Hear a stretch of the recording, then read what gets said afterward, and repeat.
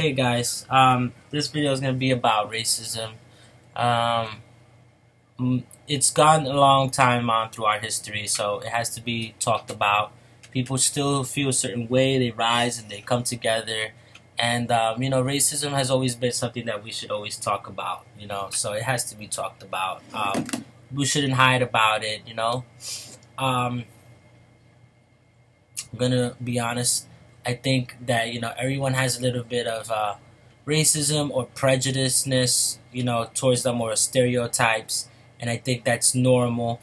I think it's normal for people, like let's say, to want their own space. You have some like white people, they might come together and say, well, we don't want to be near these group of people and things like that. And I understand that. I've been in that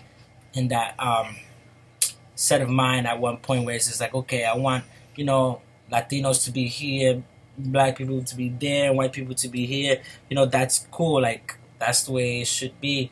But at the same time, I disagree with it, and I disagree with it because, we here in America, it's like a different situation. It's like they bunch us all up together. Maybe Spanish people don't want to be near black people or something like that, but they still bunch us up together, and we have to deal with that. So even if they was to separate people and stuff like that, how are people supposed to get along? So this is why I want to talk about the first thing about the issues with racism. 3 issues I'm going to talk about when it comes down to the KKK and ignorant people who are racist, okay? And the first is, Jesus says to love thy enemy as you love thy neighbor. So it's easy to hate other races. Like I may hate the group of people that surround me, and they might be a certain particular race. I'm not gonna tell you what race it is or not or whatnot. Or it can be, I live in New York, so it doesn't matter. We have so many different races around us. But the point is it's easy to hate the world. It's easy to hate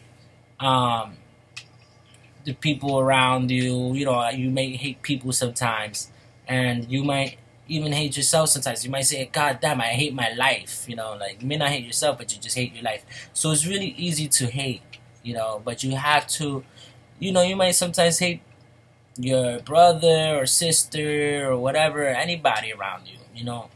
It's so easy to hate, and so you have to look beyond that and love, So that's why, if we owe you like KKK members or people that hate, I'm telling you guys, it's really easy to hate, and you have to overcome that and not give in to that, because it's very bad for your spirit, and it's gonna cause you to just really actually hate yourself at the end of time. Like, how are you gonna grow old and keep living with that hate?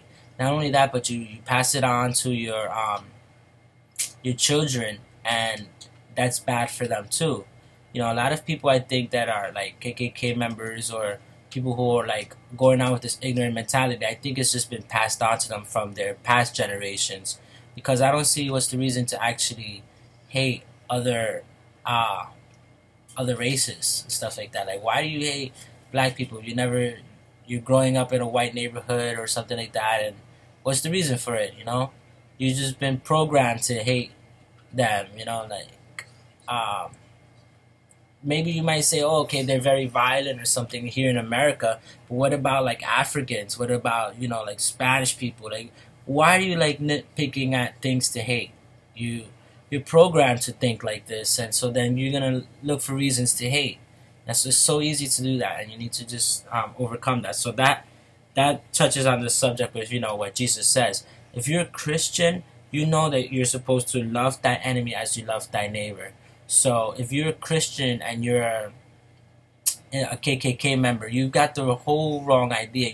Your enemy is minorities. You're supposed to love them, So how are you supposed to show that as well? Jesus says, love thy enemy as I love your neighbor and your enemy as I have loved you. And if your neighbor is black or your minority, as Americans, we're all neighbors. So, you should love just as Jesus loved. So, now number 2, if you are pro-American and you have pride in your country, why would you hate other individuals who have pride in their country? minorities, immigrants, or anyone. If you are really proud of your country, you should be proud of anyone else who loves their country. So if you have a lot of pride, you should love everyone else. Like everyone who loves their country, you should, embrace their love for the country as well. We all grew up with the same music. Some of us are all Christians. We all love the same sports and stuff like that. We all enjoy these things. So what's the point of hating, another American? You're American, they're American, and you can't just kick people out of your own country. Like how do you expect people to be ashamed of their own country? They're born here.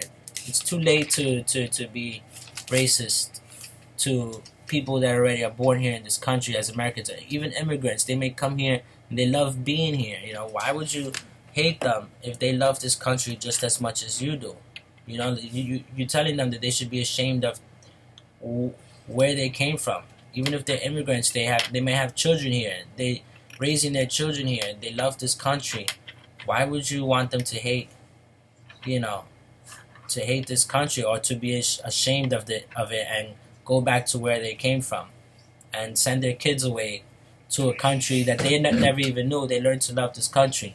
They learn to love the people too. We're supposed to all love each other. They might love white people and stuff like that. Why would you hate them? Why would you hate people that love you? This is kind of crazy. So yeah, I think I covered everything on that subject. Now number 3, about being supposedly the superior race and smarter than everyone else, as they may think. For the same 2 reasons that I just mentioned before, that makes you ignorant and stupid. 1, if you believe in God and you respect God, you would fear God and you would know that hating is wrong. That in the Bible it says the wise man fears God. So if you're really wise, you would fear God and you would respect what Jesus says, which is to love.